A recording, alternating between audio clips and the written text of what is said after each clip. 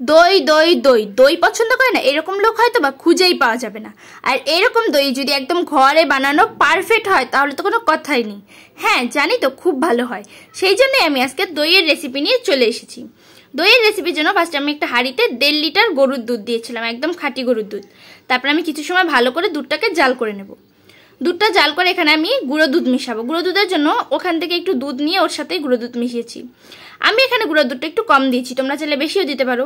আমি কম দিয়েছি কারণ এটা গরুর দুধ এমনিই ঘন আছে। তাছাড়াও গুঁড়ো দুধ যত দেবে তত মজা হবে। তারপর আমি দুধটাকে জাল হতে দিয়ে দিলাম। এদিকে আমি নিয়ে নিয়েছিলাম চিনি, আমি এখানে লাল চিনি নিয়েছিলাম। চিনিটা ক্যারামেল্ট করে দেবো যাতে করে দইটা একটু কালারও হয় আর একটু মিষ্টিও হয়। যেহেতু এটা টক মিষ্টি তাই আমি চিনিটা কম নিয়েছি। এবার একটুখানি পানি দিয়ে এটাকে আমি ক্যারামেল্ট করে নেব। এবার আমি এখানে নিয়েছিলাম দইয়ের বীজ। দইয়ের বীজ বলতে অনেকেই বোঝে না, দইয়ের বীজ হলো এমনি রেগুলার যে দই খাই ওই আর একটু দই যদি এই দুধে দেওয়া হয়ে যায় তাহলে দইয়ের বীজ বলে সেটাকে। আমি একটা ছাঁকনিতে দইয়ের পানিটা ছেঁকার জন্য রেখেছি, কারণ দোকানে কেনা দই থেকে অনেকটা পানি বেরোয়। ছেঁকতে দিয়ে দিলাম। এদিকে আমার ক্যারামেলটা হয়ে গেল।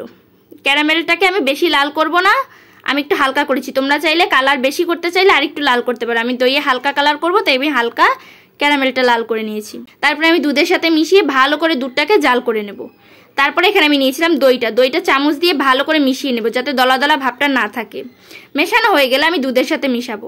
দইটা দুধের সাথে যখন মিশাবো দুধটা কুসুম গরম থাকতে হবে, অতিরিক্ত গরম থাকা যাবে না আর অতিরিক্ত ঠান্ডাও থাকা যাবে না, কুসুম গরম থাকতে হবে। ওই সময় দইটা মিশাতে হবে। দেখো দুধের কালারটা কতটা সুন্দর এসেছে। এবার আমি যেই বাটিগুলোতে আমি দইটা পাতবো সেই বাটিগুলোকে চুলোয় দিয়ে একটু গরম করে নিয়েছিলাম। তারপর নিয়েছিলাম বড় একটা হাঁড়ি, ওর ভিতরে আমি একটা তৈলা দিয়েছিলাম, তার উপরে একটা স্ট্যান্ড দিয়ে দইয়ের বাটিগুলোকে পাতিয়ে দিলাম। তারপরে উপরেও তৈলা দিয়ে ঢেকে দেবো, একটা ছেনি দিয়ে তার উপরে ঢেকে দেবো। আর হাঁড়িটাকে আমি এমন জায়গায় রাখবো যেখানে ফ্যানের বাতাস পৌঁছায় না। তারপরে আমি 8 ঘন্টা দইটাকে রেস্টে রেখে দেবো। 8 ঘন্টা পর ফাইনাল লুক। সন্ধে হয়ে গেছিল, আমি খুলে দেখলাম, এই দেখো একদম পারফেক্ট হয়ে গেছে। এখন এটাকে ফ্রিজে রাখলে একদম সেট হয়ে যাবে। এত মজা হয়েছিল দইটা, আমাদের তরস হয়নি। ছোট বাটিটা আমরা ওই সাথেই খেয়ে নিয়েছিলাম, বড় বাটিটা ফ্রিজে রেখেছিলাম। আর খেতে খেতে ফাইনাল লুকটা যে নেবো সেটাই মনে নেই। তারপরের দিন সকালবেলা বড় বাটি থেকে এই যে ফাইনাল লুক, অর্ধেক খাওয়া হয়ে গেছে। ওই সময় আমি বাটি থেকে ফাইনাল লুক নিচ্ছিলাম। ক্লিপ নিতে মনেই ছিল না কারণ এত মজা ছিল, খেতেই ব্যস্ত হয়ে গেছিলাম। শেষে এই দেখো ফাইনাল লুক একদম পারফেক্ট হয়েছে, খেতে অনেক মজা ছিল। ভিডিওটা ভালো লাগলে লাইক কমেন্ট সাবস্ক্রাইব করো। আল্লাহ হাফেজ।